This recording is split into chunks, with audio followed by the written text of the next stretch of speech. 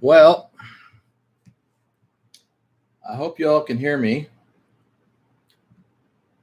And I see there's two folks here, but I don't know if one of them's me or not. But anyway, let me know if you can hear me.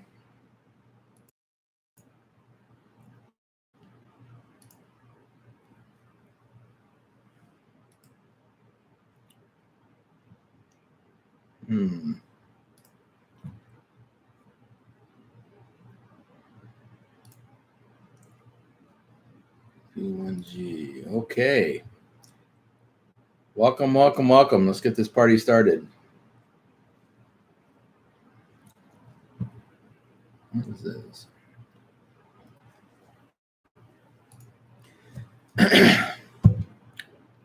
I've got links posted over on Facebook, so hopefully folks that are paying attention over there will click on the link and come on over.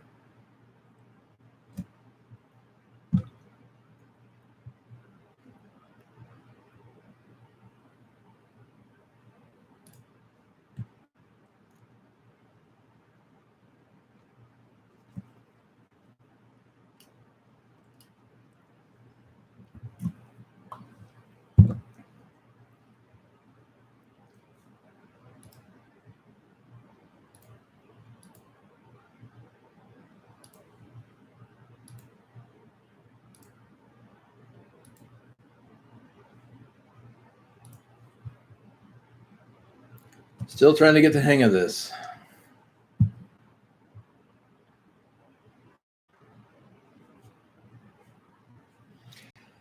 And hopefully by the time I'm ready to do the next live event, live Q&A, I hopefully will be able to share my screen.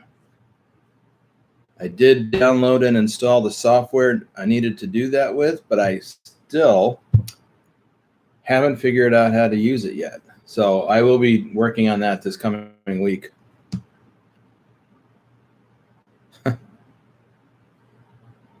I'm perusing Facebook here also.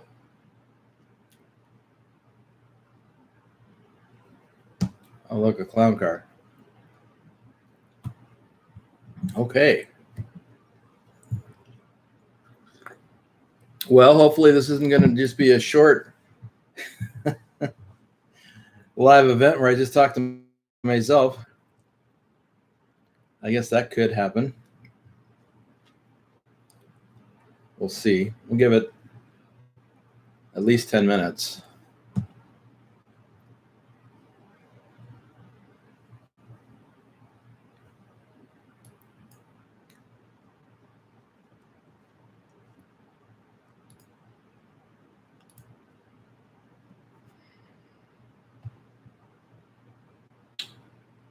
Hello, hello.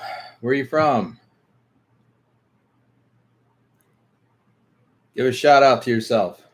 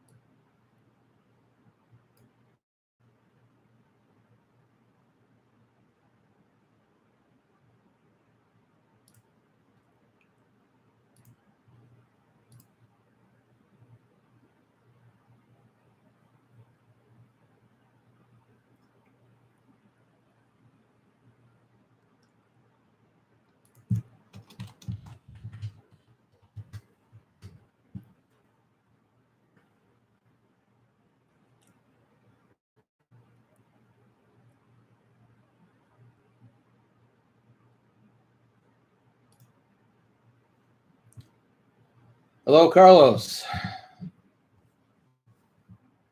Welland, Ontario, Canada. Hi, Carlos from Welland, Ontario, Canada. Welcome to the live. Are you a regular viewer? Because I don't recognize your icon profile thing. It just says C.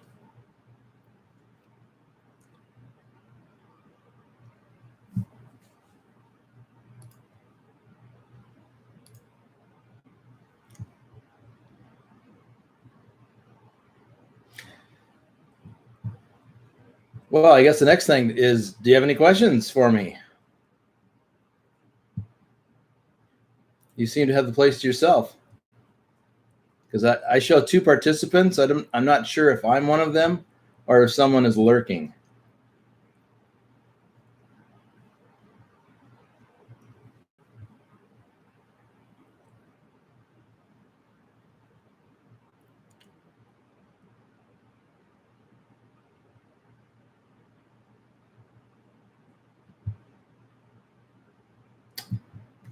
Carlos says, yes, I have been marathon viewing all your videos. Well, thank you. I appreciate that. It's nice to know someone actually is. I mean, I do get a lot of views for such a small channel. So it's nice to hear that, though. So do you have any questions? I guess I should say, do you have any trucking related questions that you'd like me to answer? Marathon viewing. We frequently refer to that as binge watching, but it's the same thing, marathon viewing. How is Kitty doing? Kitty's doing okay. He's struggling a little bit. He's getting better. I've had to take him to the vet several times this past month. He without getting too graphic, he was extremely constipated. So much so that I had to take him to the vet and get 2 enemas. I'm glad I didn't have to watch that. But it did clean him out. It worked. Hey, Mark. Young man. I'm not so young. So Kitty is getting a little bit better, but I don't know how well or how long that's going to be because he is pretty old. He's either 20 and a half or 21 and a half, depending on if I got the math right.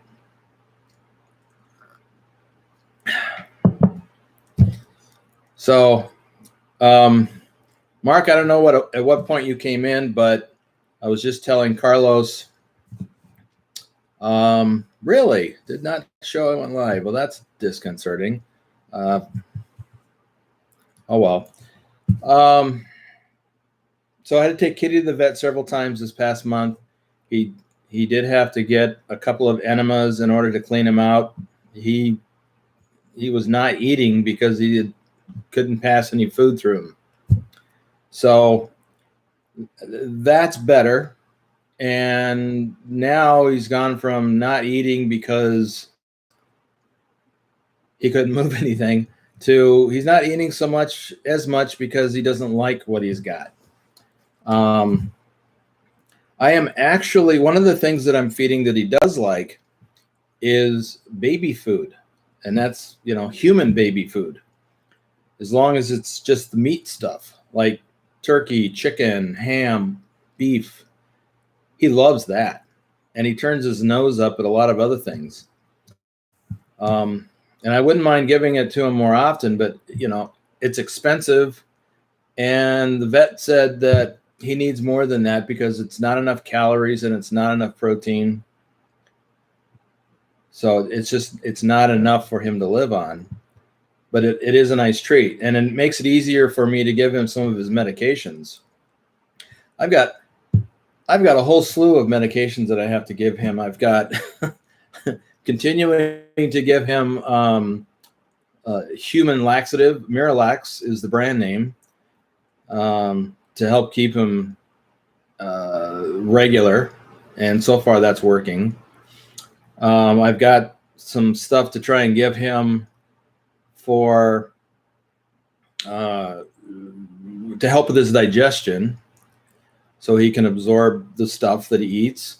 And also there's another thing I have to give him by a liquid that I give him by mouth with a syringe, and that's a struggle. That actually is intended to coat the internal linings of his intestines so that stuff will move through. And then I have some stuff to give him for pain because he's got arthritis. So yeah, he's no spring chicken, unfortunately. So anyway, that's Kitty, and I was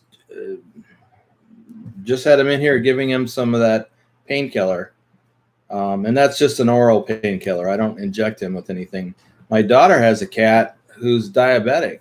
She's a few years younger than Trucker Kitty, and she has to give him daily injections of what do you call it? Wow, now I can't even think of it. The stuff you give the diabetics have to inject themselves with. I have diabetes also, but I don't have to do that. I have type 2. I'm not sure why my daughter's Kitty has to get the injections. Insulin, thank you. Hey, Ruth. Hi. I'm glad you made it. And for those of the rest of you that are in here, Ruth is my sister. She lives in Kentucky. So yes, insulin. That's what my daughter's Kitty has to get. And he's got a little blood sugar monitor attached to his side. She shared a picture of that with me. Anyway, I'm glad I don't have to do that for Trucker Kitty. So that's a positive thing. Anyhow, okay, moving on. And I imagine if that door was open, you'd be able to see him.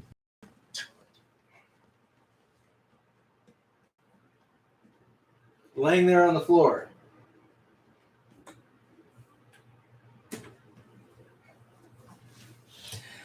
That seems to be one of his favorite places to hang out now. He used to be in the living room. Now it's in the hallway outside the bathroom because that's where his food and his litter box are. So it allows him, I guess, to get in there quicker. I don't know what. Or maybe it's just too hot in the living room because in the afternoon, the sun shines into the living room, even though we close the shades. But this is Las Vegas. And like right now, at a little after 11 o'clock in the morning, it's 107 degrees, which, by the way, is cooler than it was the last 2 days.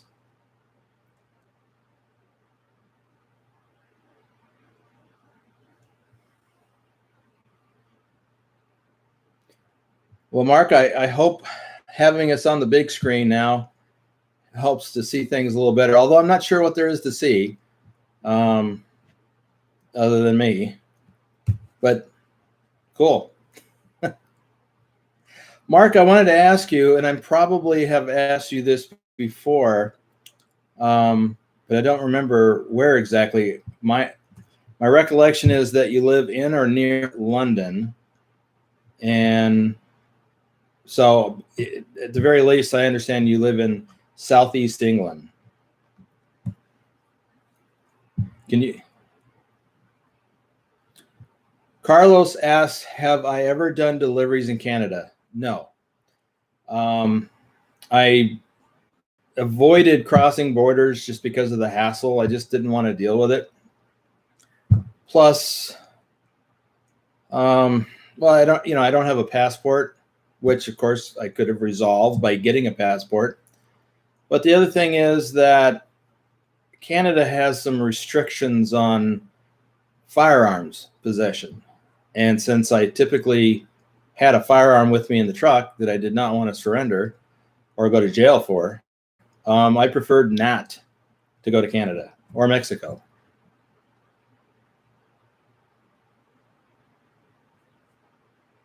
That also presented a problem for me on the rare, or could have, on the rare occasions that I would deliver to a military installation.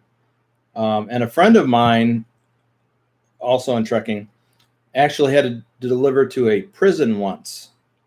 And he was a little paranoid about that because he had a gun in his truck, but he didn't say anything. They didn't ask him. And of course, he wasn't in the prison. He just went to the loading dock. So, but I have delivered on military installations, but that was before I I started carrying a firearm in my truck, and so it wasn't an issue. Mark, I live in Portsmouth on the south coast. The sea at the bottom of my road, about 60 minutes from London. So you're right there on the, is that the channel? Trying to think. I'm not real clear on geography of England that much. I guess I could pull it up on Google, but I won't. I'll do it later because now I'm curious. Also, Carlos, I know that there are a lot of truck drivers who do cross the border a lot. As a matter of fact, there's another YouTube trucker, Trucker Josh, who goes back and forth across the border a lot. But I just don't want, I didn't want the hassle.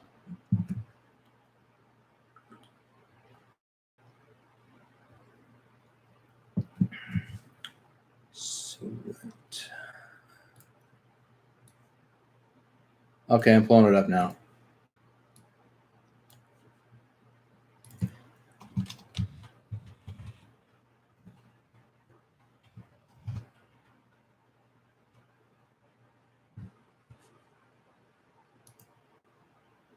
Mark, when you say Solent, is that Solent University?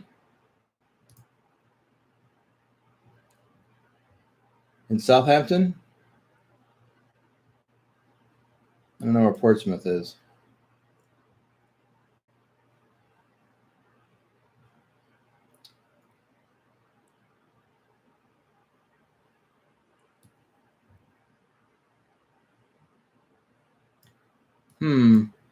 Yeah, I'm looking on the map. I see Plymouth.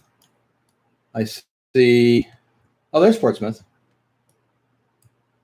Right up the road. Or right down the road.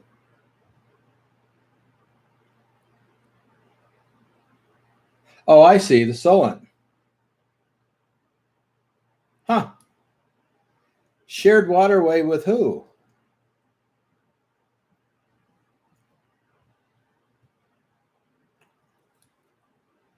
So for viewers who are here with us at the moment, Mark is trying to tell me where he lives in England, and I'm looking on Google Maps.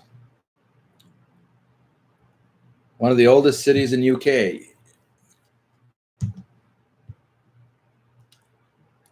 So yeah, you are southwest of London, about an hour. Okay.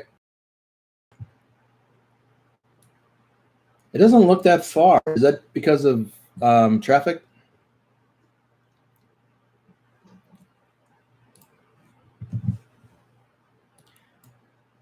So Carlos has a trucking question. Another trucking question. Well, Mark and I are talking about geographic locations in England. So Carlos asks, have the freight rates been reduced because of the pandemic? I don't have any personal experience with that because I stopped driving long before the pandemic happened. And Carlos, if you're not aware, I stopped driving in 2018, but I still have a backlog of videos to post. So to answer your question, my understanding is that the freight rates did drop initially because there wasn't much freight being moved because everything slowed down. Now, there were some exceptions, of course, like for loads of toilet paper, they had to move that stuff. But yeah, because there wasn't as much stuff being consumed that would normally be consumed. And I don't mean food. I mean, that still was about the same rate, I think. But there were some other commodities. And so when you have fewer commodities to be moved, but you have basically the same amount of trucks to move freight, then yeah, some freight rates went down. And I heard a lot of people complaining because I still follow a lot of truckers on Twitter. And I heard a lot of people complaining that rates were going down, and those aren't company drivers because they got paid the same rate. I'm talking about owner operators, and these are people that book their loads with brokers and such. So yeah, I heard that rates went down, and I assume they're back up now. I have not heard anything over the last 6 months.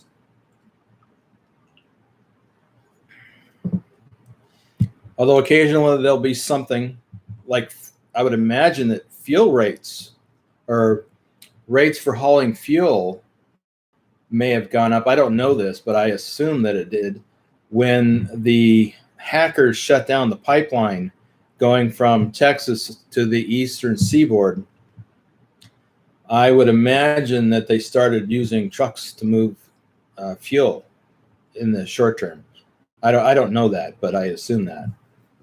Mark says, talking to Allie, she said rates dropped and she was greatly suffering, but the pandemic, UK and Europe trucking rates and amount being moved even on a normal day is at the Christmas peak. Really?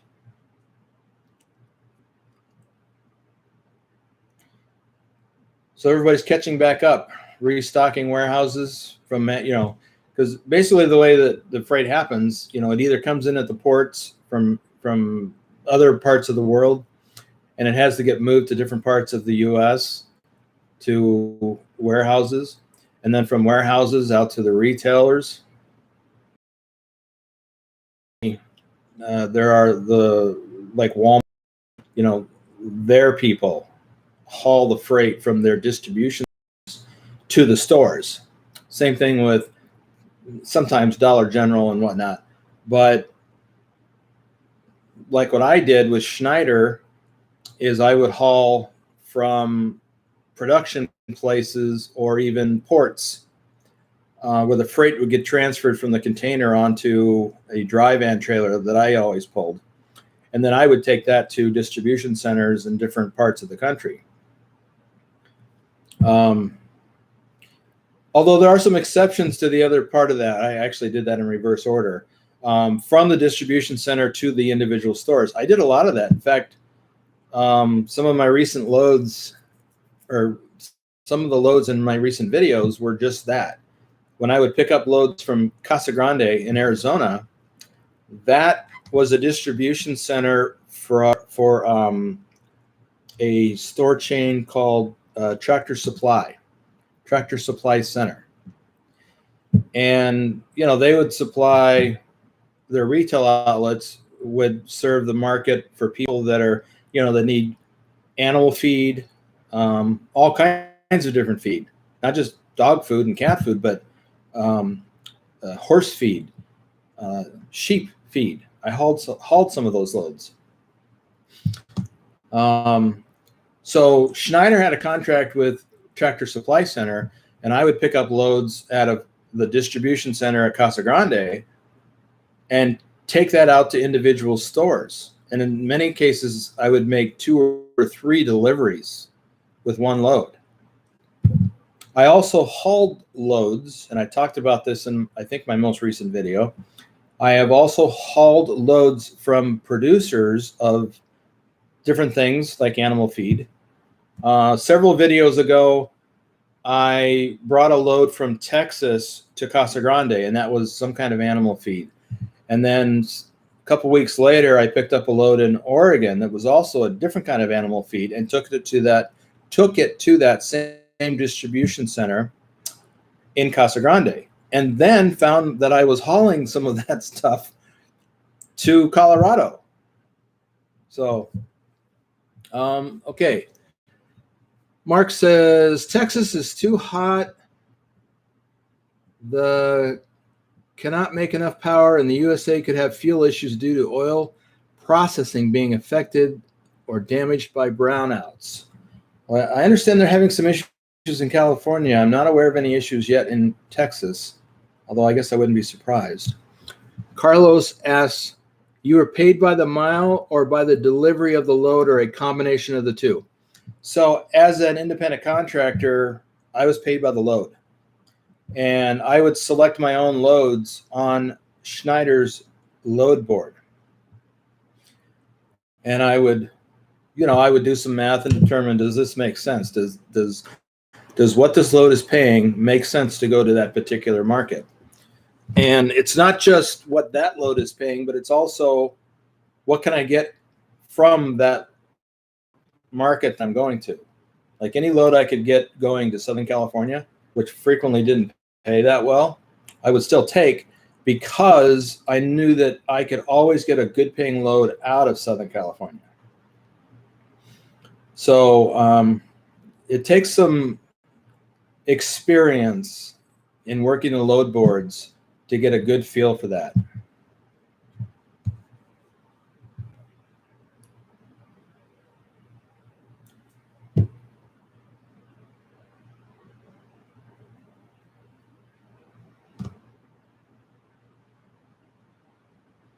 Waiting on the next question here. Also trying to think, was there anything else that I could add to that?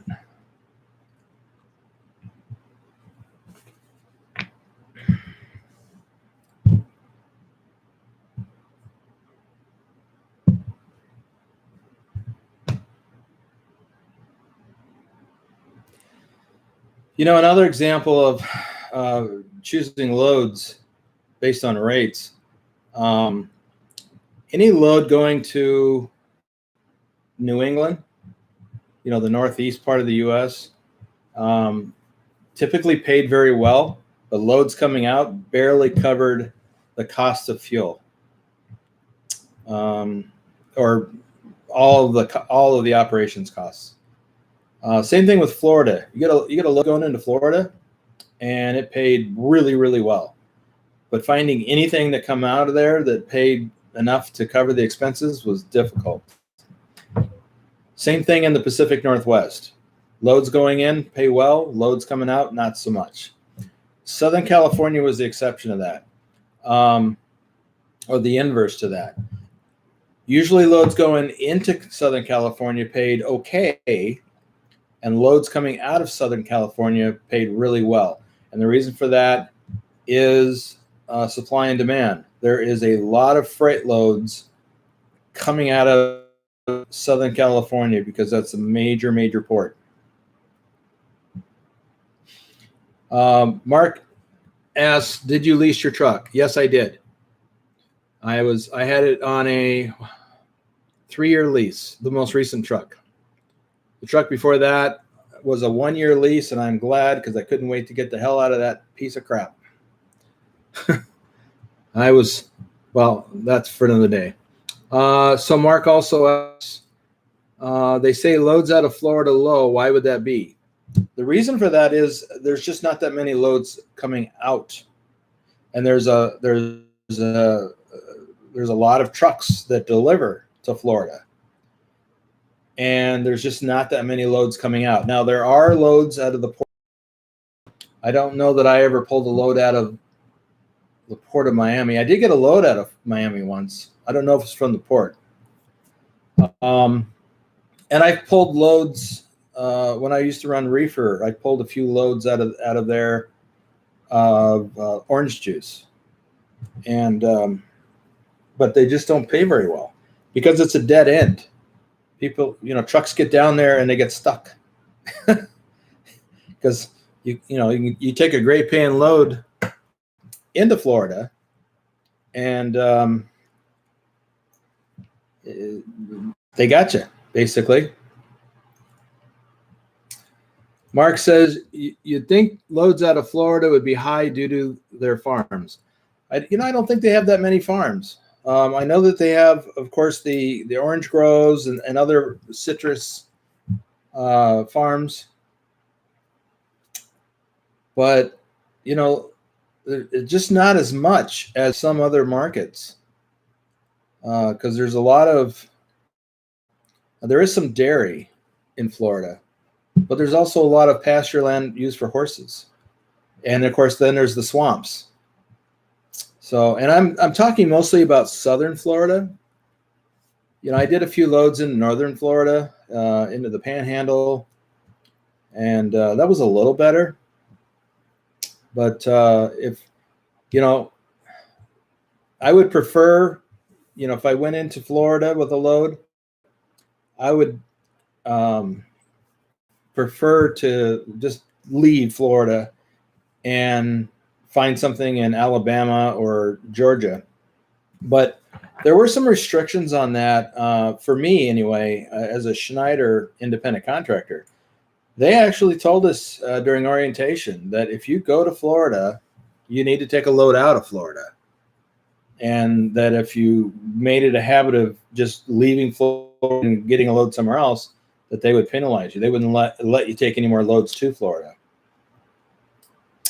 Carlos asks, do you still drive trucks occasionally or plan to?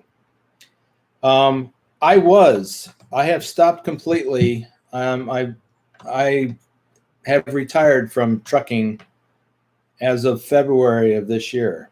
I was doing local driving and a little bit of regional for a trucking related company. So I used to move trucks. That was my job, to move trucks around the Las Vegas area. These were box trucks, Penske. I worked for Penske Truck Leasing. And my job was to move their trucks around to rental agents. And I'm talking mostly about the smaller box trucks, 12 footers, 26 footers, things like that. And they had leasing or rental agents around the Las Vegas Valley. And so I was one of the guys that would move trucks to and from those locations as needed. But Penske also leases and rents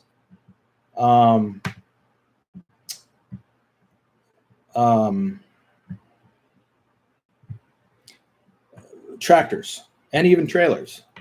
And so I would occasionally be moving those around. In fact, I went back and forth to Southern California a number of times moving a tractor or going to get a tractor. Hell, one time it was a two-day hike where I had to go down to, it was in Southern California. You know what? I'm going to pull that up because now I'm trying to remember the name of it.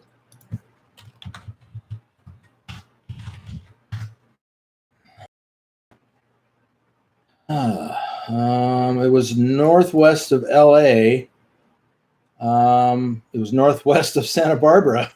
In fact, it was Lompoc, out by Vandenberg Air Force Base, if you're familiar with the area.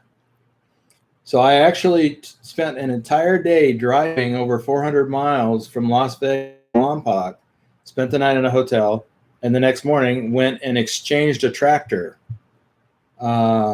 with one of Penske's lease customers. And so I brought them a tractor and took one that they had on loan. So that's what I did. And I went back and forth to Phoenix a lot. I went up to Salt Lake City, Denver area. A couple times they actually flew me up to Denver to go recover a truck. And so that was a little bit like trucking, except I wasn't, most of the time I wasn't hauling a trailer.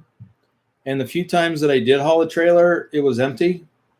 So, I went up to Salt Lake City one time to bring back a tractor and a trailer, or drove a tractor up there and came back with a tractor trailer. I don't remember.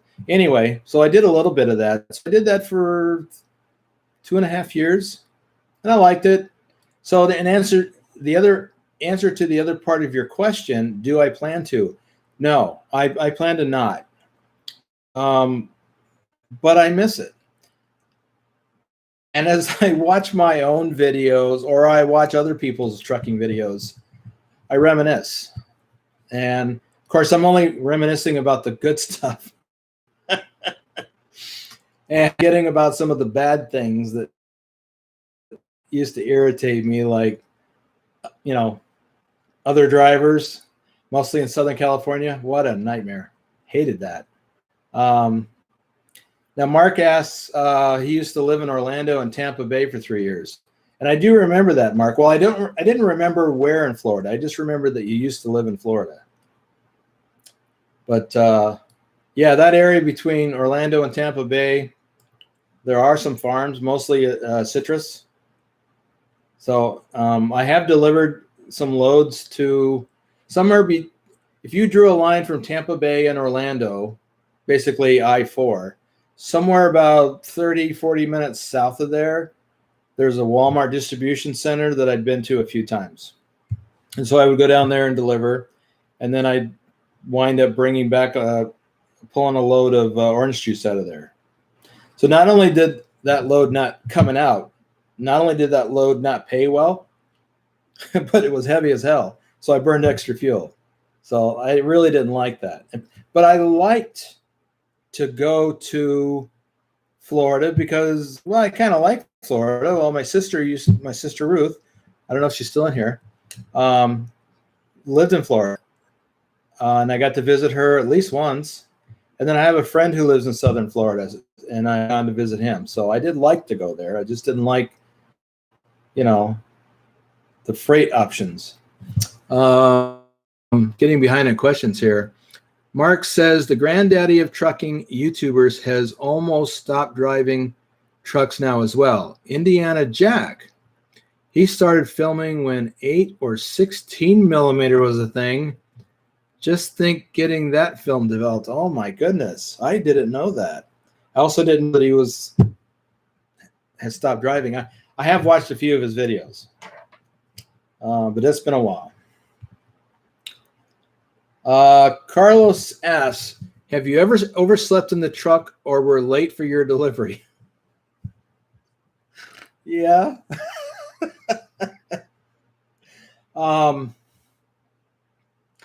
I've been late for a few deliveries, unfortunately, which is why I like Drop and Hook, because I can just, I got a big window of time, usually a day. So I can just show up, drop the empty trailer, drop the loaded trailer, grab an empty, and go on to my next thing. But I've had a few times when I was late to a delivery. And one time I literally overslept in my truck when I was still a company driver and I was doing reefer. I was in northern Illinois. I had made my delivery. I had to pick up the next morning, and I parked. I went to sleep, and I think I turned off my alarm. Never remembered it. And I had my phone ringer turned off, as I often do. And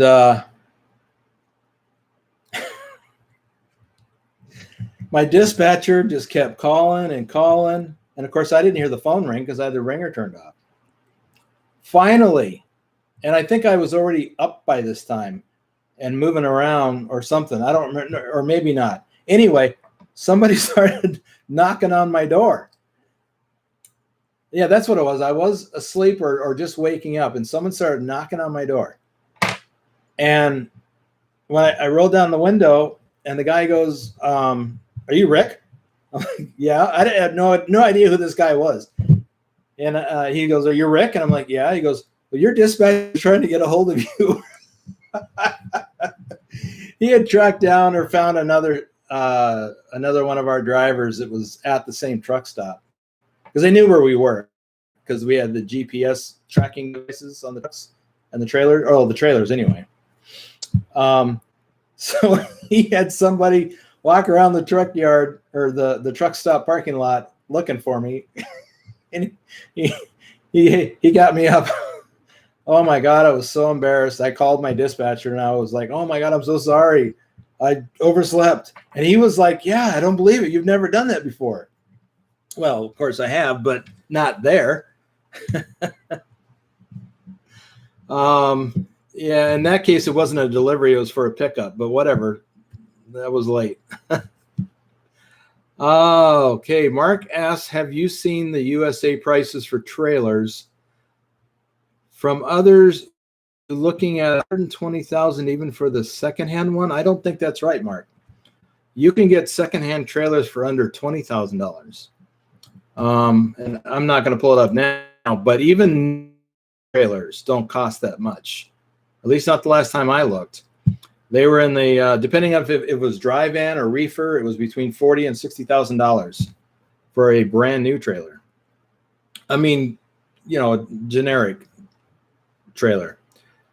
Tractors, on the other hand, are more, but not that much more actually. Used, you can get between $12,000 and $50,000 or more for a tractor, depending on how old it is.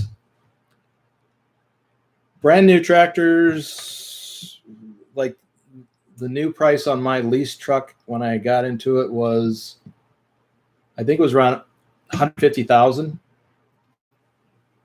And you could go up from there. You can get a little less, but I mean, I had a Kenworth, so it was a little bit more. And if I was to get back into it, and again, I do miss it, although I like being at home. But if I were to get back into it, I would want an extended cab or extended sleeper, the suite type with a kitchenette and a shower, all that stuff, just like an RV. That's what I would want. But man, the wheelbase on that thing, whoo-wee, that's long. So you can have a tough time getting into a few places. Mark asks, why are so many trucking companies based in Florida? Is it due to their zero tax rate? I don't believe they have a zero tax rate for corp taxes. I don't know that. They have a zero personal income tax rate, just like Nevada, which is one of the reasons why I moved here. And when I was moving from a high tax state, I was looking at Florida, Texas, Nevada for that reason. However, for companies, they still pay corporate taxes. I'm pretty sure. Because you got to make up the tax rate somewhere. In Nevada, the tax rate or the taxes are made up primarily through gaming, taxes on gaming revenue. So it's a tourist-based thing. So personal income taxes are zero in Nevada, but you still have real estate taxes and sales. Actually, we have a pretty high sales tax here. So I don't know in Florida, I don't know if they have a zero tax rate for corporations, but I doubt it. In Nevada, there's a corporate tax here as well. But there's a lot of trucking companies in Illinois. So, and they're pretty high tax. But a lot of trucking companies, if you ever notice the license plates on the overwhelming majority of large company trucks, their license plates are Indiana. And that is because Indiana has a much lower tax rate associated with trucks. And so it's worth it for larger companies to set up an office in Indiana just so they can have their trucks registered out of Indiana. I mean, Schneider did that. I don't know if Swift does that, but I know some of the other companies do that. So that is purely due to a tax situation. Just like credit card companies, a lot of them set up in South Dakota and Delaware because they have favorable tax rates for that particular kind of company. Ruth asks, being an IC or independent contractor, did Schneider make you have a governor on your truck? No. Or it was set so high that it was a non-issue. Because I actually went through the options one time on my truck, just looking to see what was there because I'm nosy that way. And I did see a rating. It looked like, if I recall right, it was a governor rating at like 88 miles an hour. Well, I was never going to go that fast. So I was effectively ungoverned. My go-to speed, my normal speed was 65 to 68. I pretty much never went above 70 because I just wasn't comfortable with 40 tons of stuff at that speed. Mark says, my friend that ran a company here in the UK the other year spent over $1 million on 2 trailers. They were built to transport production and musical bands around Europe. Okay. Well, 2 reasons for that, Mark. Still $1 million is a lot, but 2 reasons for that. One is that those are specialty trailers, and they're necessarily going to be more expensive because they're not mass produced to the extent that regular trailers are. It's just like moving van trailers. They're a little bit more specialized and they don't make as many. So the cost per unit is a little higher. Secondly, I'm assuming that they were made in Europe, and because why would you ship them across the ocean from here? But another reason is the tax structure in Europe, which is the VAT tax, value-added tax, for those who are not familiar with it. And Mark, you could probably explain it better than me, but my understanding of the VAT, or the VAT tax, is that products are taxed at every step of production. So if a company that makes tires, when they sell those tires to the company that builds the trailers or the trucks, there's a tax imposed. Same thing with the wheels, the chrome wheels. There's a tax imposed. And at every step of the way, there's an extra tax added. Well, that adds up.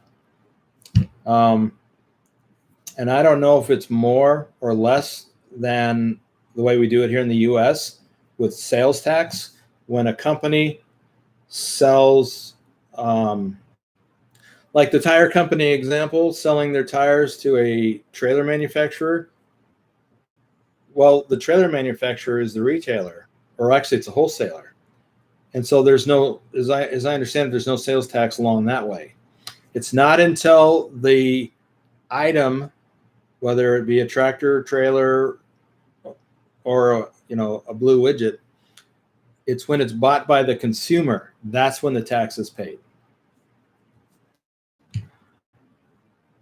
Marty loaded going down Cabbage Patch Hill. No, not unless, yeah, okay, you could briefly till you went over the edge, out of control. But there's that last little stretch when it starts to just even out, and it, so then it's on the straightaway, maybe there, but I wouldn't want to do it. It's just not worth it. For all the reasons that it's just not safe to do, because some jerk's gonna pull in front of you. You're gonna hit the brakes. You're gonna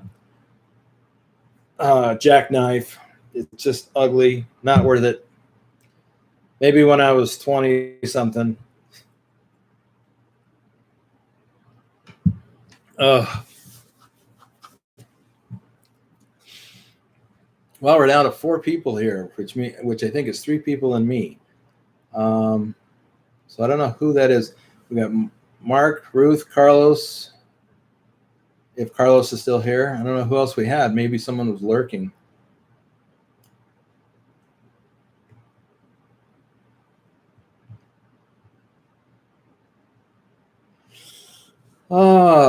Mark says companies can claim VAT back, and there are B2B price versus public is the same as U.S. sales tax in USA. Okay, I did not know that.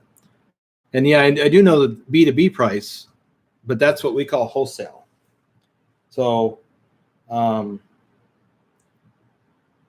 when a company buys same product, same end product that a consumer can buy, typically, unless the company is the consumer, like a trucking company, then they're going to get it at a wholesale price. Now, for a trucking company, now there are discounts for larger companies. Like Penske, they have contracts with different places. Well, Schneider did too. I mean, I got fuel discounts as a result of being associated with Schneider, and Schneider had negotiated fuel discounts with Pilot, Flying J, Petro TA, Loves, all the big guys. And I got to take advantage of that. But I still had to pay the same tax. So yeah, there is B2B price difference or discounts. Sometimes it's wholesale. Sometimes it's just a negotiated discount. Carlos asks, have you ever recorded an accident as it happened? No, not that I recall. And I think I would recall that. But I have come upon an accident scene almost immediately or very, very shortly after it happened. In fact, I did one video about that quite some time ago. Let's see, it was an accident that happened in Jackpot, Nevada. And I was coming up into Jackpot, and all of a sudden I had to stop because there had been an accident. And I actually got out and walked up, just to see if, was anybody okay or hurt. And there wasn't anything, that I could do. So other than as I walk back to my truck, I'm, using my foot to sweep some of the debris out of the roadway so that I could get through. And there was a few vehicles behind me backed up. Then there was another one. I didn't share this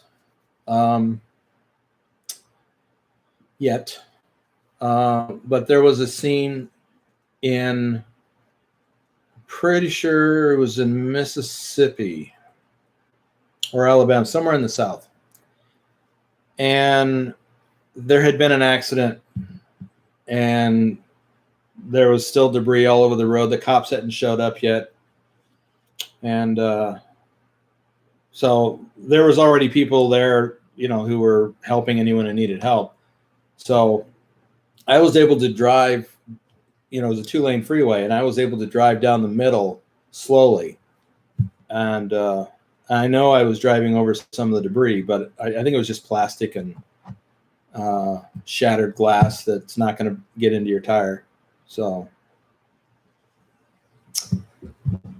Mark says even B2B secondhand not always has VAT added. Okay. That's good. Mark also asks, have you driven in Europe? Well, yes, but not as a trucker. When I was in the military, I was stationed in Germany for 2 years in Frankfurt. And I drove, the occasional military vehicle, but I drove my own car every day. And so I got a lot of Autobahn time. I missed the Autobahn. That was nice. So where our shop, the place where our headquarters was basically, was out near the airport, in a very small town called Schwanheim, just south of the River Main. And actually between the Main River and the airport, the Frankfurt Flughafen. And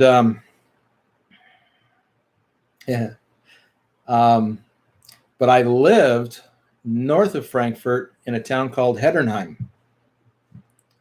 I actually remember the address. It was 23 Traienstrasse, Heddernheim. I have no idea why I can still remember that. It was 40 years ago. So I do have a couple of memories of the Autobahn. Mark says, Germans know how to drive fast, but also safe. Yes, as a matter of fact. And I just saw a video yesterday on one of the channels I usually watch talking about the Autobahn, the history of the Autobahn, and how it is currently. But yeah, I remember having to learn the ins and outs of Autobahn driving. Like, don't hang out in the left lane.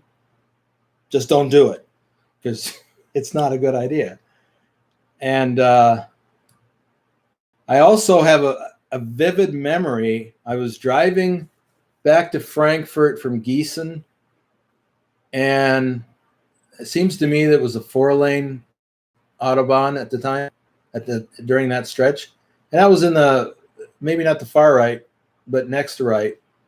And there was an ambulance coming. I saw him in my mirror. And so I moved over, as you're supposed to. And, you know, the ambulance went on by, had the lights all going, and he went on by. He wasn't really going that fast, at least not in relation to me. And I don't think I was driving super fast. But the thing that I do remember the most,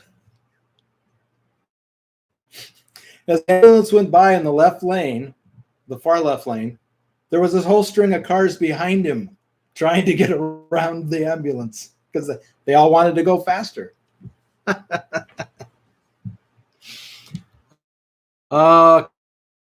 Carlos asks, how do you keep busy in your retirement? Well, Carlos, I'm not really retired. I'm just retired from driving truck.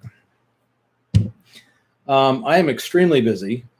I am now doing website development, which is something I did before I became a truck driver. I didn't become a truck driver until I was 50.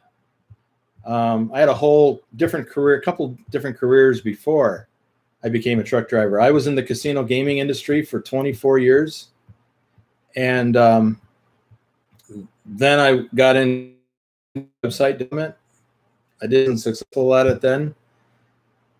That was in 2009, 2010. Yeah, I was a little distracted. Anyway, then I got into trucking, and I wanted to come off the road, and I wanted to get back into website development. So, yeah, I'm very busy, actually. Plus, I'm still making videos for my channel. I've got another video that I've got started. I don't know if I'm going to be able to get it done in time for tomorrow. My goal has been to get 2 videos a week done, 2 to 3, but I'm lucky if I can even get 1. I'm trying to upload a video or go live with a video. I'm sorry, it's the wrong term. This is going live. I'm trying to have a video be published on Saturdays and Sundays, and I've not been successful at that.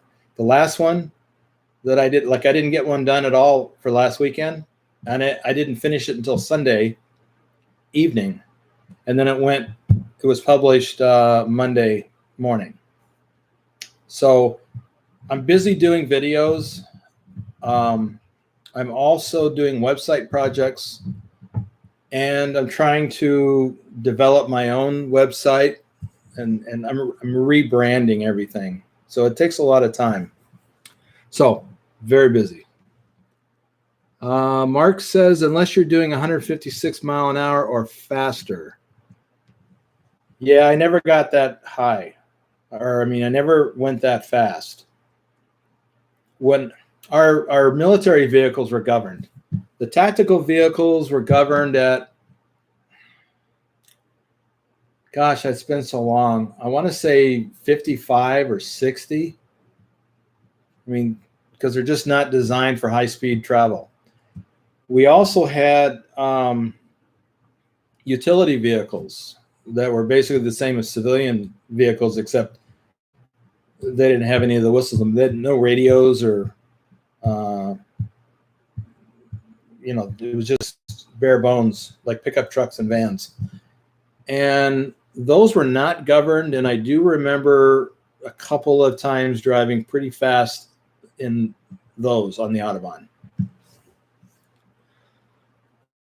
It says, don't hang out in the left lane here either. Yes, I would agree. That's not a good idea, but it's a little better tolerated than it is in Germany.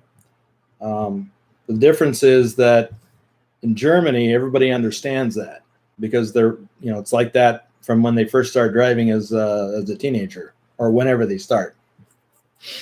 And Huh.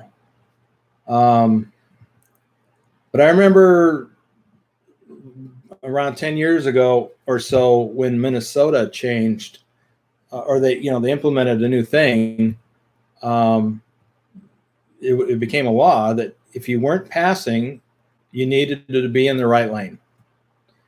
So because it was a real problem it's still a problem in the U.S. Americans don't seem to have a sense of which lane is for what.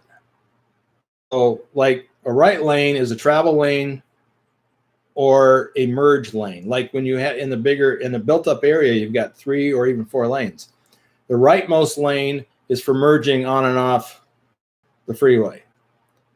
The second and third lanes are for travel. The fourth lane to the left is for passing. And trucks, most of the time in a 4-lane environment, trucks should not be in the left lane at all. Same thing on the right lane. If you have a 4-lane freeway going through a built-up area, trucks shouldn't be in the right lane either, because that's for merging traffic. And it's just not a good idea to be over there.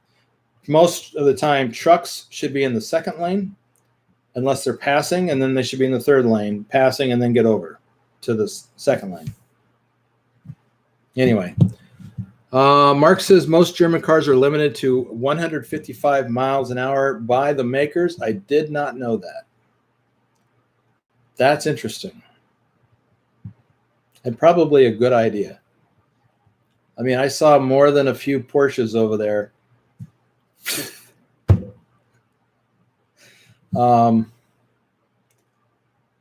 Sometimes the Porsches that I saw doing that were the green and white Polizei. So I don't know if they were. I bet they weren't governed.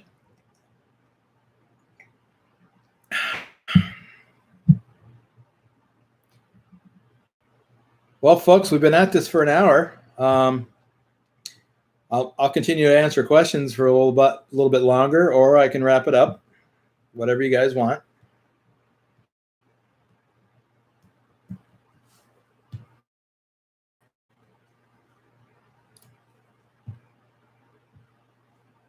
I do find the Autobahn stuff fascinating. I did enjoy it. Of course, I was a much younger guy.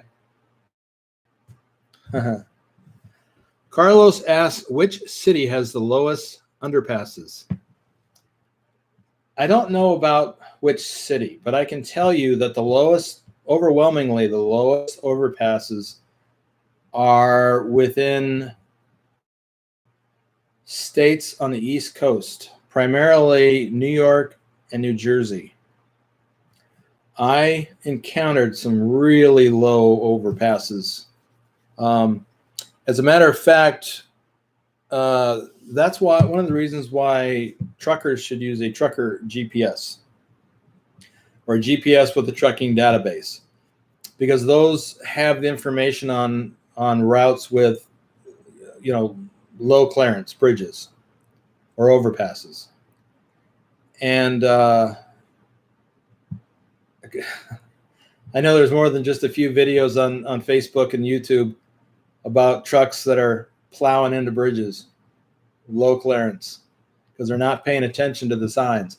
Now, New York City has quite a few. I've never driven in New York City except on the Cross Bronx Expressway.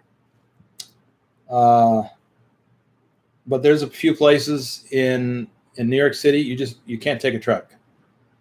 And I've encountered a couple different places in New Jersey where trucks have to take a convoluted route around a low crossing or a low clearance overpass. I'm trying to think. In New York State, just north of West Point, where the U.S. Military Academy is, U.S. Highway 9 West.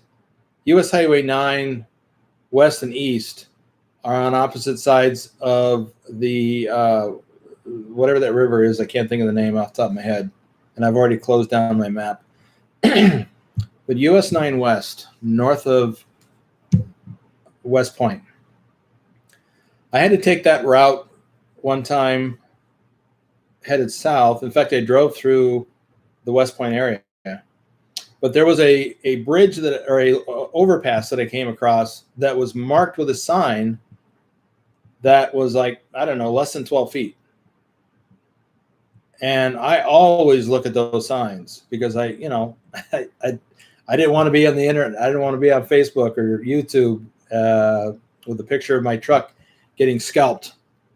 So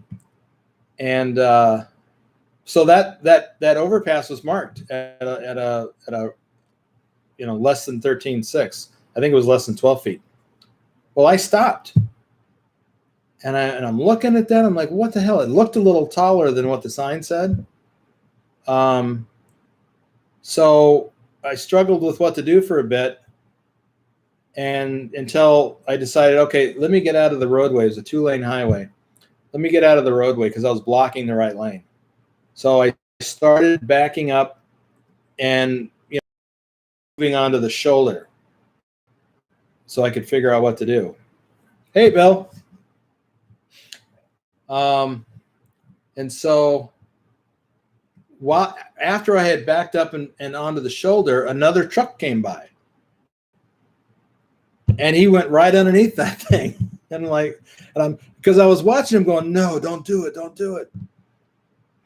And he went right underneath that bridge. And I'm like, I can't believe that he just got under there when the sign says low clearance. It seemed to me like it was 12 feet or so. So I figured, well, doggone it, if he can do it, I can do it. So I got back on the road and drove underneath very slowly with my window open and my head hanging out, and I'm looking up and I can't really see the back, the top of the trailer that well. And I got through no problem. So that was a weird experience.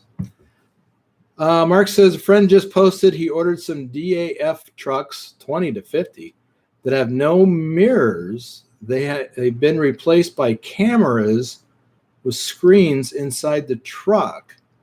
The reduction in fuel burn is noticeable due to less drag. Well, that is interesting. I guess that's probably where the industry is headed. I mean, I have a backup camera in my car, and I love it. I still use my mirrors because I'm old school, but I do tend to rely on that backup camera. And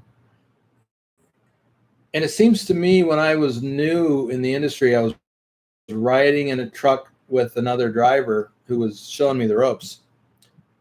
And he had a camera, he had a monitor on the dash attached to a camera that was mounted on the right front fender, and it was pointed back.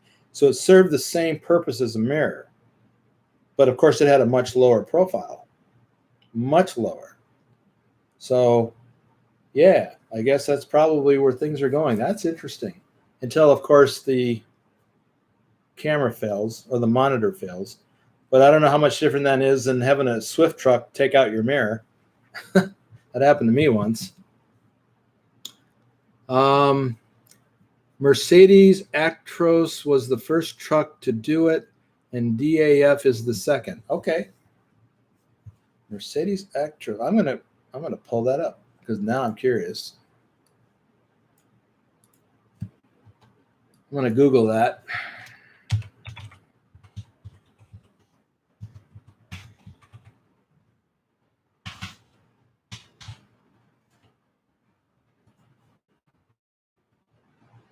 Oh, okay. I've seen pictures of that particular type of truck before. I didn't know that's what it was called. Not in the U.S., of course, but I've seen it in other, like on Facebook and stuff. Let me see if I can get, there we go, Mercedes-Benz. And then for most of the rest of you, this is a European style cab over. They have a shorter wheelbase than U.S. trucks because we've got more room over here in New Jersey we've got more room over here to have longer, longer tractors. So in the U.S., we used to have cab overs. Actually, they still do a few. It's taking a little while for this to load. I do see mirrors on the picture. Huh. They are cool looking trucks. Anyway, that's interesting. And like I said, probably the wave of the future.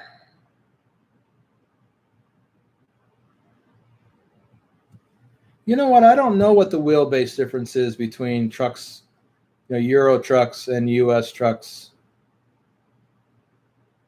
Because they still have the sleeper for over the road.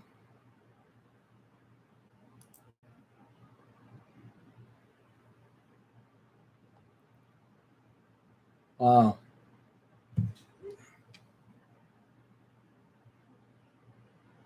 Huh. Yeah, I would say they are a shorter wheelbase, though. Okay, that's an interesting rabbit hole to go down.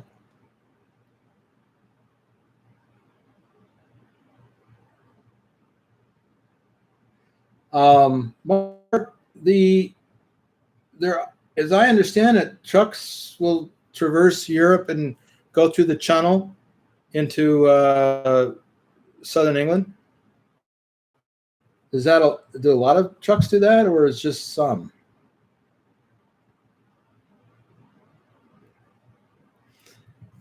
Okay, Mark says when you get over to Europe, I'll see if I can get my friend to get you to drive a Europe truck. That would be awesome. I mean, it'd be a little disconcerting driving from the right seat. I've never had to do that ever. So it would take a little getting used to, but that would be cool. That would be cool. Speaking of driving from the, opposite side, back in my days in the casino gaming industry, I knew a guy who was a sales rep for a U.S. company in the gaming industry, but he was from, I think he was from Australia. Yeah, because I think he was with an Australian company, and he come to the U.S. to go on a goodwill tour with a lot of the customers, and he was, he rented a car, and it wasn't his first time in the U.S. where we drive on. We have we drive on the right side of the road with steering wheels on the left side of the vehicle. It wasn't his first time, but he said he was sharing a story that he was driving way up in northeastern Minnesota because there are some Indian tribes up there, and they do casinos now. And he said he was out there and it was at night, and he just lost track of what he was doing, where he was, and he wound up driving on the left side of the road, thinking he was back in Australia. And he says he probably did that for like an hour and didn't even cross his mind that he was wrong until he saw the headlights coming from the other direction because it was at night. And that's when he remembered that he was in the U.S. and he had to get the hell over. That was funny. Mark says he has, or his friend has, right and left seat driving seats. He has a company based in Germany with German trucks. Okay, that's interesting. I never thought about that. Yes, you do have to. How does that work? If you're driving on the mainland on the right side with left-hand seat driving, and you go through the Channel, and now you're in the UK and you have to drive on the left side, you're still driving from the left side of your vehicle. And wow, that must be disconcerting. Counterintuitive. Kind of like in the US, our mail carriers, especially in rural areas, the steering wheel's on the right side of the vehicle. They're special made because they drive on the right lane so that they can get to the mailboxes along their rural route. Mark says 39% of the world drives on the left side of the road. Yeah, I'm sure that's true. Don't try to justify it. It's just wrong. I know. It's just like same thing if you're driving a boat. You're driving from the right side of the boat, even in the U.S. It's all on the right side. So boats are still the same as back in the day. And I know that there are places that there were colonies, except the U.S., because we got to be different. But Australia, New Zealand, Japan, all drive on the left side. And I don't know about India. I don't think India does. Mark says that is great fun with tolls. I'll bet it is. I mean, it'd be nice if you just got the transponder so you can just go right through. But if you gotta physically pay the toll, if you're driving a truck from the mainland, your driver is on the left side of the vehicle, but you're driving on the left side of the road, but the toll thing would be on the right.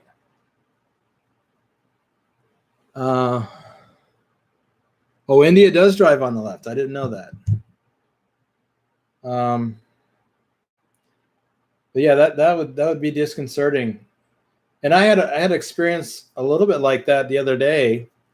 I went through a drive-through at a local chicken place because I love me some chicken. And because of COVID, they're set up outside to take your order. You're in the drive-through, but they've got 2 lanes in the drive-through, and they got a little hut. And the lanes go on either side of the hut. And so I was in the left lane, and when I pulled up to the hut, I had to roll down my right window and do the transaction, tell them my order and pay with my card through the passenger window. That was strange. So it's probably similar to what you're talking about. I don't know if I shared this one. Mark says India and most of Asia drives on the left. Okay. I didn't know that about India, but I knew that about at least some of Asia. Bill says, judging from the videos I've seen in India, they drive wherever the hell they want. Well, I've seen that in videos in other parts of Southeast Asia. And if you go back 100 years, some of the earliest videos, you can see that in the U.S. too, like in New York City. People are just every which way, no control. So it's much better now. Bill says I was thinking the same. Yeah. So, yeah, some things. It's interesting that we didn't settle on a specific thing. But I mean, once we're this far along, technologically, we're this far along. So a country that started by driving on the left side is probably always going to. And same thing on the right side. Now, wasn't there some country that changed?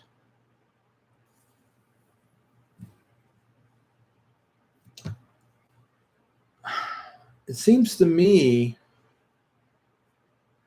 that there was a country that used to drive, I think, on the left side and then switched over to the right side.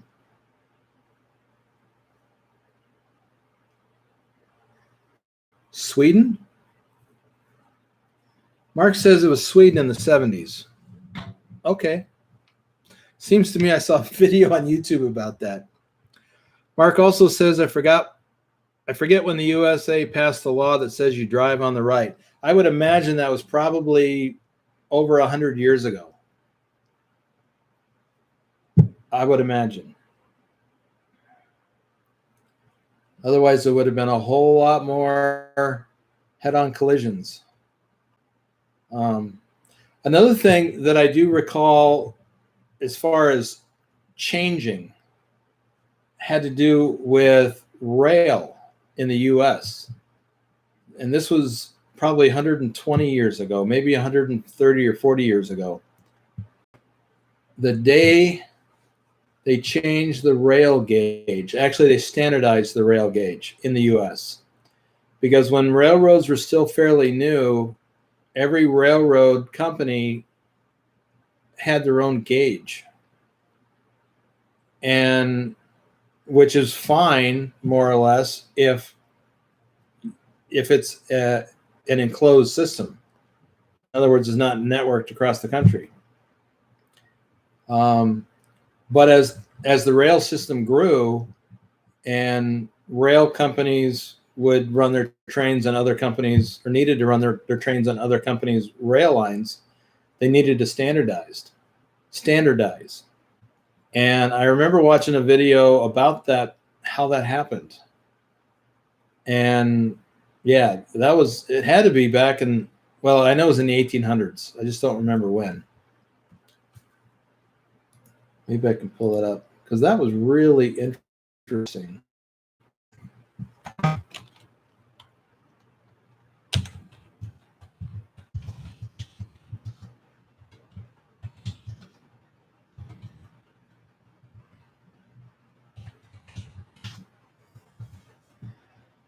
There it is, 1886. Well, that was Southern Railroad gauge change. Also, it must have been, they must have changed it to match whatever they were doing in the North. Huh.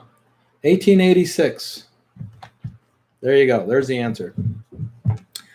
Mark says Sweden isn't the only country to switch sides, of course. As recently as 2009, Samoa made the left/right shift. I did not know that. Continuing, the first officially established right-hand driving rule in the U.S. was established in 1792, applying to the Philadelphia and Lancaster Turnpike. Wow. So we had problems even back in the 1700s with horse and buggy? I did not know that. So Mark says, or asks, so does that mean you could still drive on the left outside the roads? I'm not sure I understand that, Mark.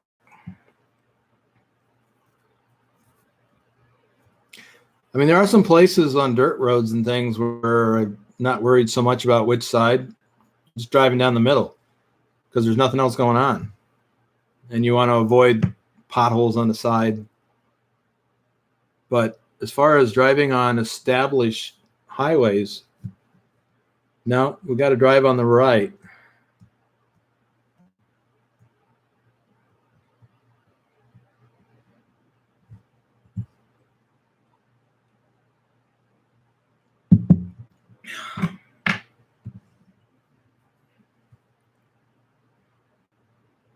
I'm assuming Mark is typing.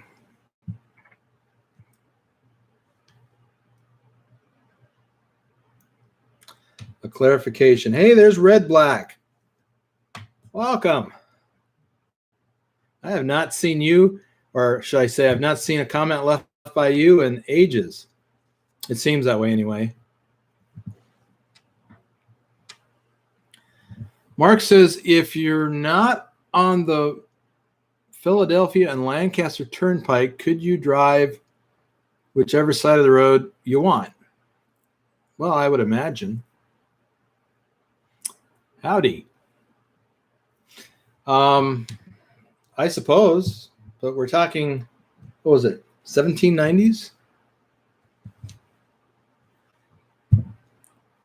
And Lancaster to Philadelphia trying to remember how far that is. That'd be a long ways, I suppose. A long trek for a horse and buggy. Probably less than an hour, in a car. Huh. Well, it's good to have standards. Consistent standards would be better, but standards, they're good.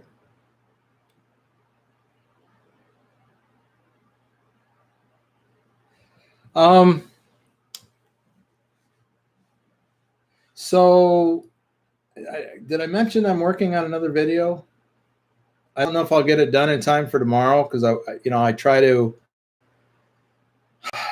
get a video posted, at least one video posted every weekend. Now, technically, this counts as a video because it's going to be on the channel, but it's not a vlog video.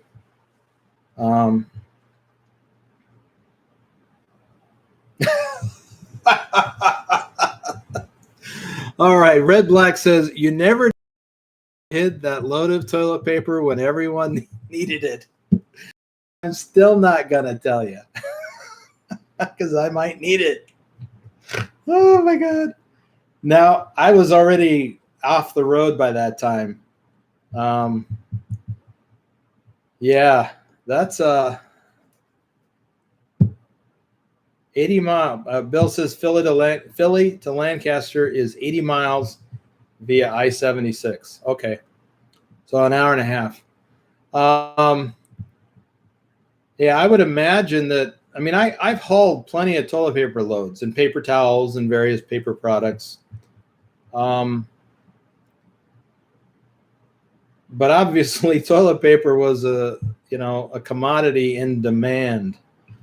But they just couldn't get it to the distribution centers fast enough. They couldn't produce it fast enough, so they couldn't move it fast enough, and then out to the stores because people were just buying it up. Like Bill says, hoarding. People were hoarding. And there's nothing wrong with hoarding commodities as long as you're not buying it all at once at the beginning of an emergency. You can hoard, and they call that prepping here in the U.S. Buy lots of toilet paper. Buy lots of water. Buy lots of food. Fill up your pantry. Buy all of those things that would be in a great demand during an emergency. Do it in advance of the emergency. If you're buying an extra package of, let's say you buy one package of TP a month, depending on the size of your family, buy an extra one. Okay, now you bought two, but you're doing it every month. And over the course of a year, you've got 12 extra packages. You don't need to rush down to Costco and buy, a truckload or a carload of TP because you've already got it, and you can avoid the rush. Same thing with ammo. Like right now, ammo is still in still a shortage of ammo because people are still hoarding it. They're still buying it in large quantities. This is a problem for me because I like to go shoot, and I haven't gone shooting. I haven't gone to the range in months, and it's because I can't get ammo, or at least I can't get ammo at a reasonable price. Ammo is available, but it's at double the cost as it was pre-COVID. And I got some friends, and we all want to go shooting, but until I can buy cheaper range ammo, I'm not going to do it. I've got ammo, just like I've got TP. I don't have a lot, but I've got enough. And but of course, TP there's plenty of that in the store now. But as soon as ammo becomes available, and I've got one of the local gun stores, and I'm on their mailing list, and so when they get a pallet of ammo, I get an email. But it's at double the price, and by the time I get over there, it's virtually gone. I mean, it's across town. So one day I did that, got the email, and the next day since I was out and about, I stopped by. They had a pallet or more when the email went out. And when I got there, they had one box left. I mean, a box of like 1,000 rounds or 500 or whatever. But it was at twice the price. And I don't need it that much. I want to go shooting because, you need to practice shooting just like anything else, or you lose your edge. So prepping, back to that. Buy a Costco pack every other week. You are doing that, or you're recommending that people do that, Bill? Costco water, excellent, cheap. 40 16.9 ounce bottles for $2.99. Yeah. Water was another thing that was hard to come by initially, and now it's there. Yeah, and it's cheap. Bill says every time I go to a store that carries ammo, the shelves are always empty. Yep. Except for a few really exotic rounds that hardly anyone needs. Yeah, I have the same experience. I've got a sporting goods store not too far from my place, and just on a whim, when I was out, I decided, hey, let me hop in and see if they got any. Nope. Most of the shelves were empty. No 9mm. No 223 from my rifle. All they had was some, like you say, exotic stuff. Some 30-06 and 6.5mm Creedmoor. Mark says ammo in short supply in Europe because USA got on a buying spree. Yeah. They even been buying up World War II stuff in Europe and sending back to the UK. Wow. Or back to the US. That's interesting. I know there's been a few guns that a lot of collectors have been buying. I didn't know about ammo.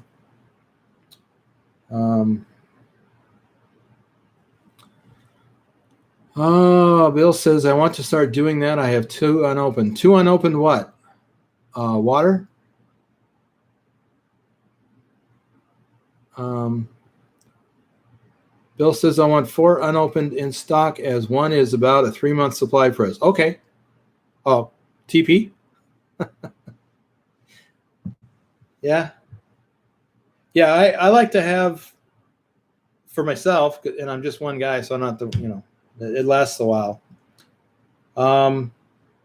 When TP goes on sale, I'll buy a package, and I don't buy the big, what is it, 24 or 48. I buy, what is it, 9 or 12 rolls. I'll make sure I've always got one unopened package in addition to whatever I have opened, because I don't want to run out of that stuff, because I just don't want to run out. And water, I should probably buy some more water, especially since I live in the desert and I do like to go out hiking every once in a while, but just not right now. Yeah, we're up to 110 now, and it's cloudy, partly cloudy. Yeah, we got up to 115 earlier this week. Red Black asks, how long have you been in Vegas? I've been living here for,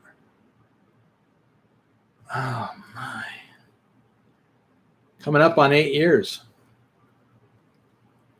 It's not my first time living in Southern Nevada, though. I used to live in Laughlin, or I used to work in Laughlin many, many years ago, before moving to the Midwest and the South. Let's see. Mark says, if you do not know, in the UK, you can buy and shoot the 20mm Marksman sniper system. It's allowed due to its slow rate of fire. I did not know that. Wow. Well, if you're going to go big. 20mm.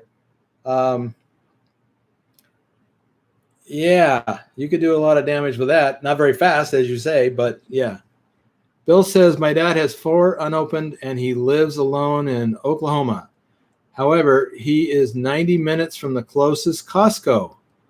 He gets a pack whenever he comes up here to visit. Bill, yes, this heat is unbearable at times. I went to the store the other day in the middle of the afternoon when it was the hottest. That was a poor decision on my part. I should have gone first thing in the morning when it was, only 100 or in the high 90s.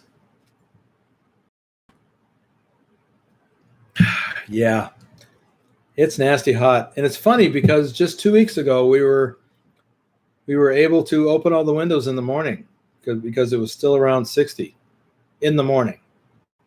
I got up in the 80s and 90s in the afternoon. But, yeah. Mark says, or not Mark, Bill says, do you get humidity in Las Vegas? Not any kind of humidity that you would be familiar with. Let's see if I can pull that info up. Just covered my screen. So right now, in Henderson, which is where I live, yeah, Red, it is a dry heat. Definitely. The high today is expected to be 113. Right now, the humidity is 8%. Yeah, when the humidity gets up into the high teens here, you can feel it. But it doesn't normally get that humid this time of year. In the spring, it'll get up into the 20s and 30s, but it's only in the 60s, 70s, maybe the 80s. But yeah, it's very low humid. So like Red says, it's a dry heat. I used to have a shirt back when I used to live in Laughlin. I had a shirt many, many years ago. It had a picture of a skeleton. And that's what it said on the shirt was, but it's a dry heat. But you're dry to the bone. So yeah, today the high temps expected to get to 113. Let me see if I can look at a fork. Yeah, let's see. Tomorrow also 113 is the forecasted high. By Wednesday, the highs are going to cool down to 100. So that'll be great. That's something to look forward to. Everybody had that shirt? Oh, my bad. I didn't know that. I thought it was just me. And Desert Rat, yeah.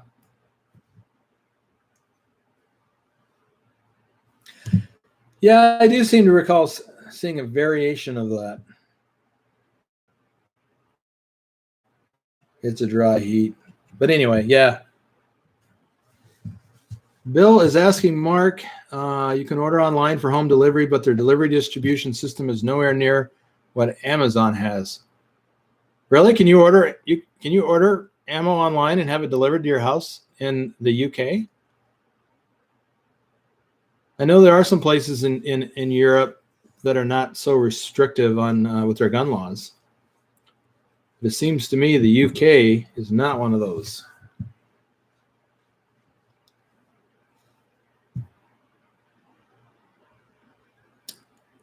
Interesting. Well, we talked about toilet paper. We talked about ammo. And I mean, there's a little bit of association with trucking there.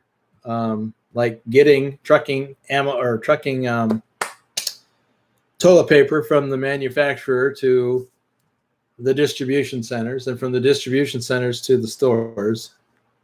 And by the way, one thing I did regarding toilet paper, hauling toilet paper, there is a place in Kingman, Arizona. It's about 2 hours from here that makes toilet paper. And I have hauled paper loads from Oregon to Kingman, to this place that made toilet paper. But I also picked up a load from that toilet paper place. And it was not to take it to a distribution center. It was all of the reject stuff, like the ends of rolls that got cut off, when they they make the big rolls and they're really wide, and then they have a cutting machine that cuts it down into the standard roll size, whatever that is. And there was always stuff through, they got rejected through Q&A. And I wound up hauling a load of all of that reject stuff to Long Beach, California. And it was to a recycling place. And they recycled all that paper material into, I don't know, something else. I don't know. So that's interesting stuff. Bill says, I think this is back to shipping ammo and stuff in the UK. I think they just go through UPS or FedEx, not like Amazon that uses all three major delivery systems and their own trucks, planes, contractor drivers. And specifically for ammo, no, neither Costco nor Amazon sell ammo. Right, that's true. Ammo is more of a specialty thing. I mean, there are some places you can order online here in the U.S. Well, there's quite a few places. One of the places I've ordered from in the past is called bulkammo.com. I'll type that in here for anybody who's interested. It's not, I don't know that it's necessarily better pricing than anywhere else, or that they even have stuff more than anyone else at this point.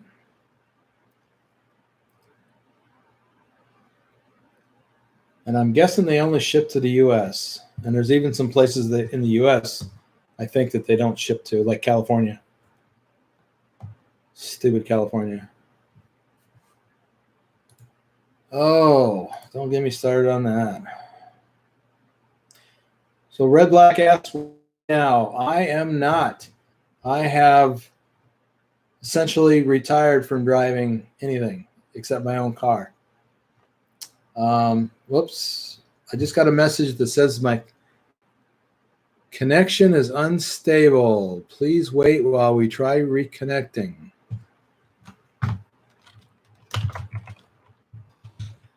Oh, I think we're back. Okay. I'll assume we're back. I'm not driving anything.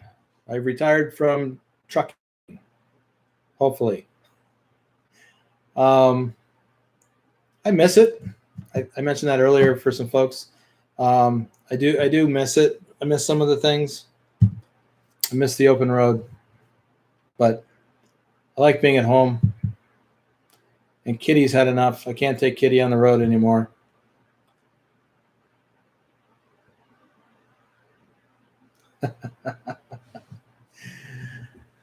So Red Black asks, am I molding a slot machine stool to my behind then? No. I spent 24 years in the casino gaming industry, and I never cared for playing slot machines.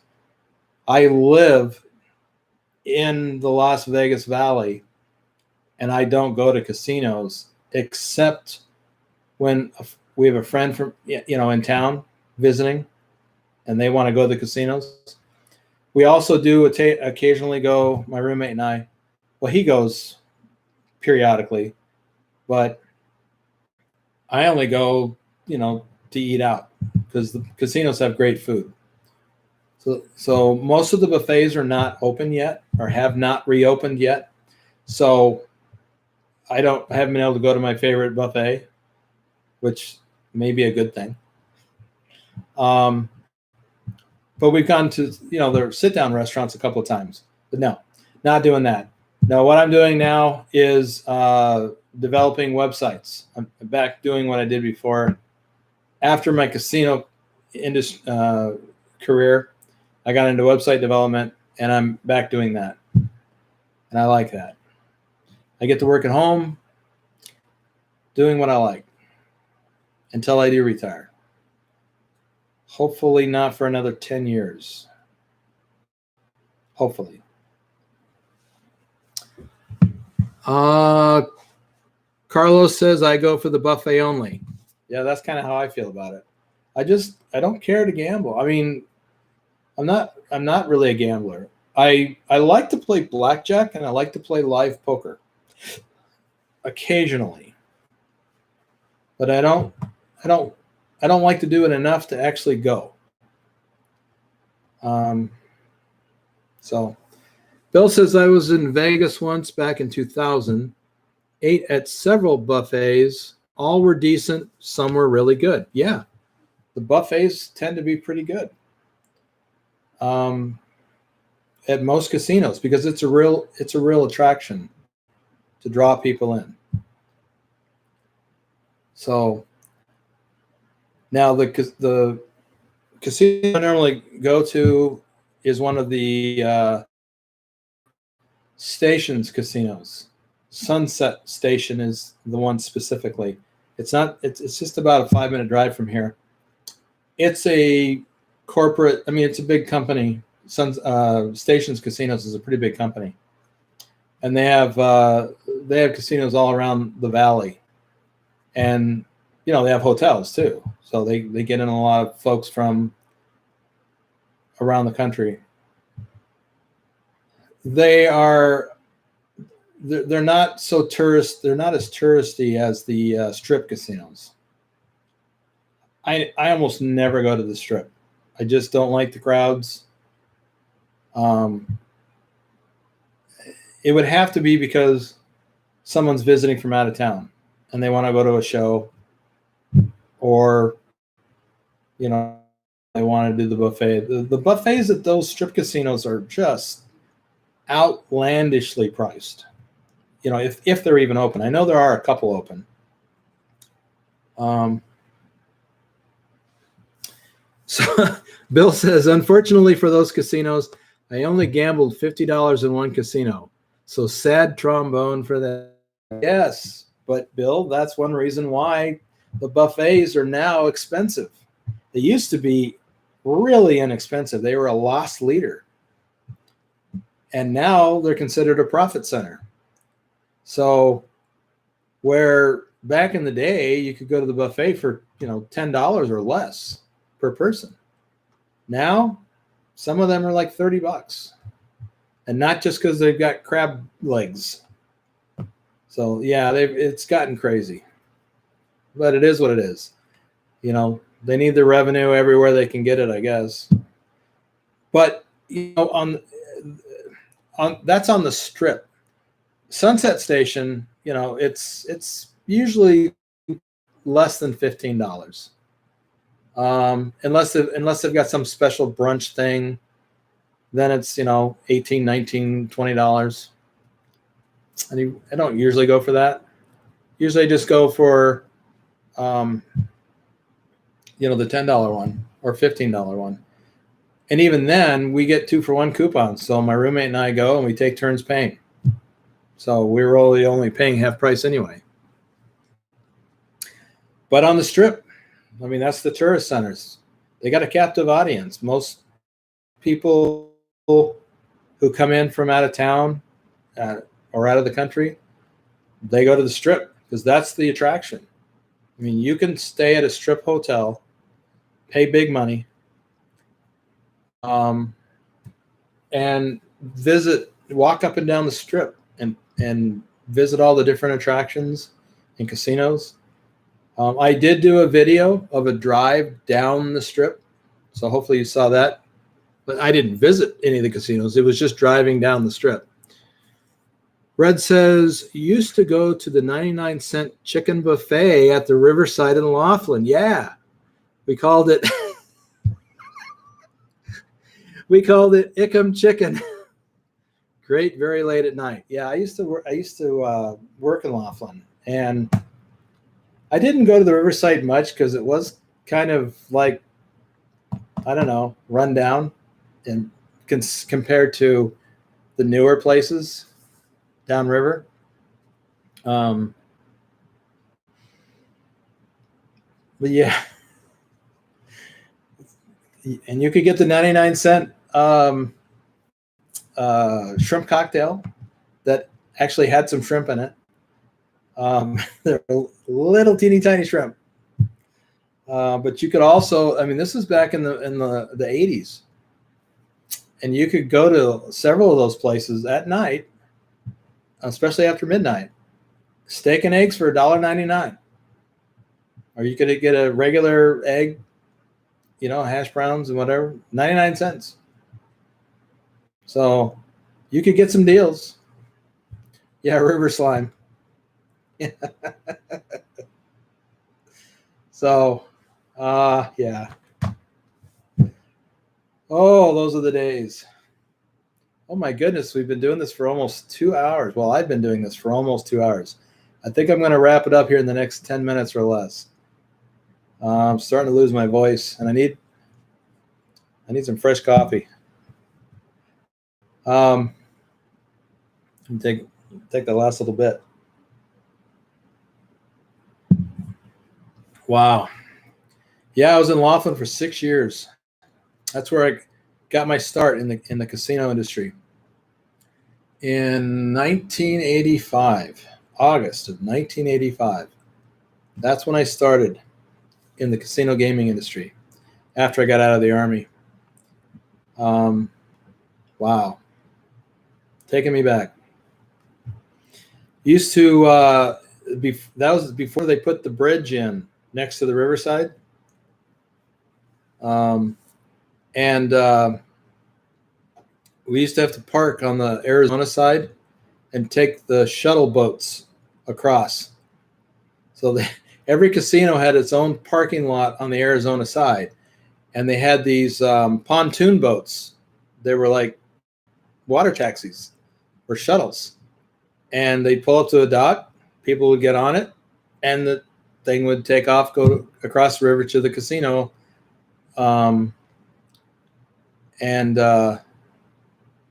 Actually, now that I think about it,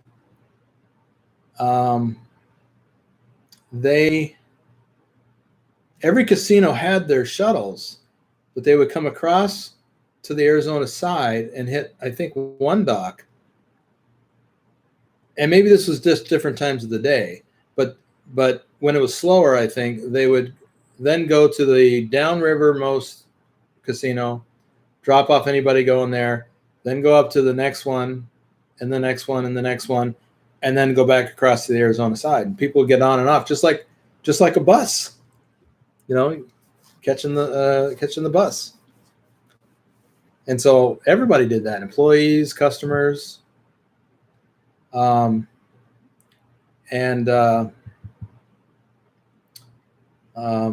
yeah. And then I would drive across the dam sometimes, Davis Dam, and then park on the Nevada side. Just if I was running early. But then they put the bridge in, and I think they still have the boats. I'm not sure, but most people just drive across the bridge now. So I think Don Laughlin paid for that and then donated it. Hang on a second. Let me check on Kitty. Carlos.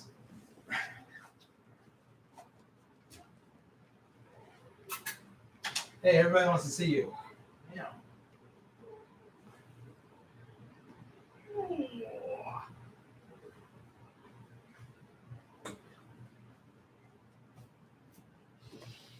Oh, there he is.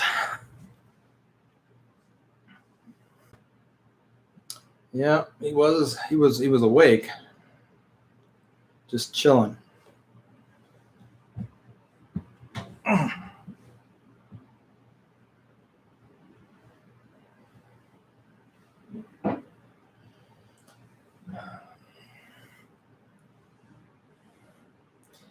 No, I'm not going to make you take any pills. Just chill. Anyway. All right. Well, I guess I'm going to wrap it up here. I do need to go. I got a video to get done.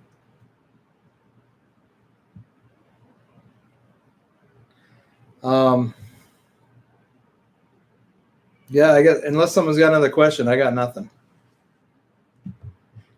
I do want to thank everyone for showing up. I appreciate that. I'm sure Kitty does too, if he could talk. He does not look thrilled at all. Mm.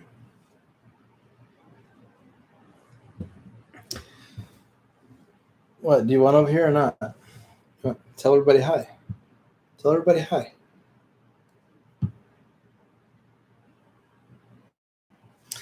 All right. Thanks, Mark.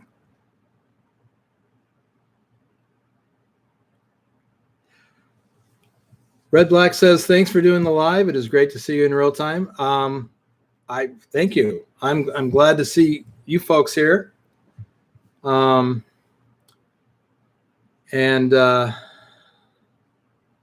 there's a question. Ruth, my sister, she says, do you think that you would ever truck all over the USA again? I do not think so.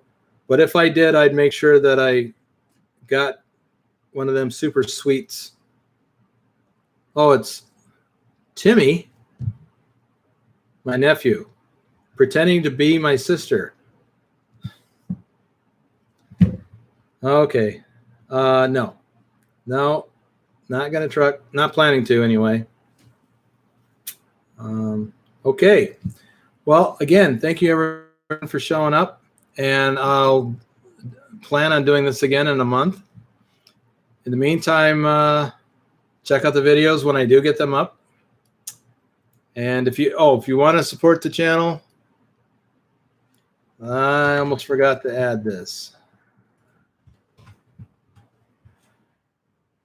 I've got Buy Me a Coffee set up, or I've also got the PayPal thing going. You want to throw a few bucks? I got some big vet bills for Trucker Kitty right now, so any help would be appreciated. Oh, Tim says she left the computer on. Nice. That doesn't make it an open invitation for you to hop on, but okay. Thanks for showing up anyway, though. All right, I'm going to end this.